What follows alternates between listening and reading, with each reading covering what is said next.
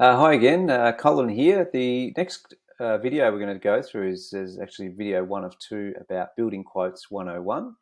The first video is about how to get the best building quotes. Okay, so we'll jump straight in. So if I was to ask you how much does it cost to buy a new car, most people, I assume, would respond saying, well, what sort of car do you want? Sedan, an SUV, do you want 4 cylinders, 6 cylinders, etc., etc.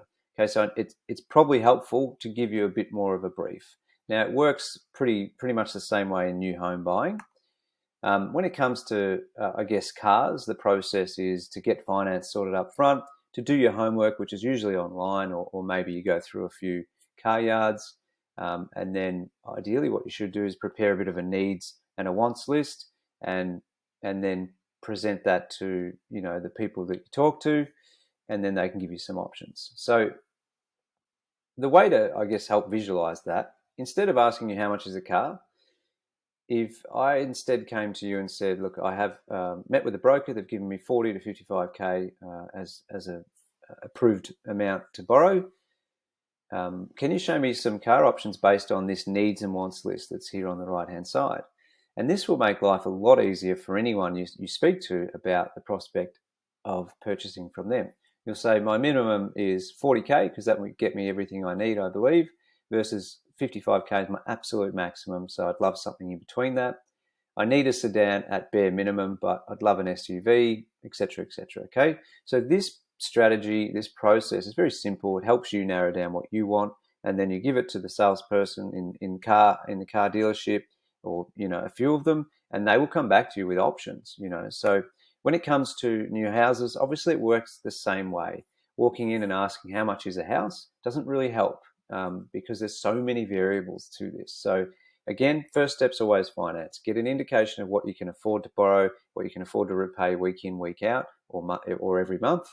Do your homework. Go online, go through display villages. Don't give out your details and things like that. Just go and have a look, do some homework, narrow down what it is you're looking for. Okay, get a rough idea of where you want to begin, and in terms of what your needs are and what your wants are. And then our recommendation is just to prepare a really simple list or a table, and take some time to get that finished. It might look like something like this for new home buying. So that would be, and this is something we have to discuss with people quite often, but if you walked into me and said, look, here is what I'm looking for, it gives me a really good scope and say, okay, you want minimum about 280, maximum you cannot go over 330. You want, I guess, your needs are 3 bedrooms because you've got children, but you really want 4 beds so they can have 1 bedroom each. You need 2 living areas, you need 2 garage, but perhaps you need a 22 square. You'd really love and really want 25 square. Okay, so this then gives me a brief as a sales consultant to go and find you solutions within the brackets that you've given me, okay, or the parameters you've given me there.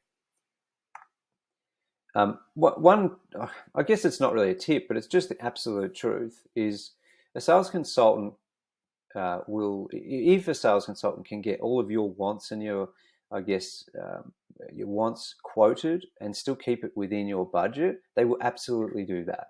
That's actually the best outcome for them, because then they will have given you exactly what you want and you're more inclined to go ahead with them.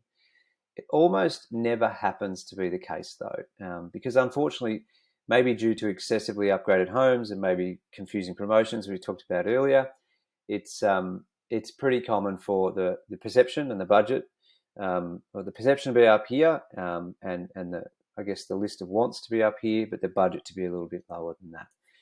So in most cases, not saying in your case, but in most cases, buyers will begin with an unrealistic expectation, and then the buyer will have to work with the consultant to navigate through whether they buy land, like in the previous video, they buy land a bit further away because it's a bit cheaper, or whether they buy a bit of a smaller house or sacrifice on some upgrades, etc.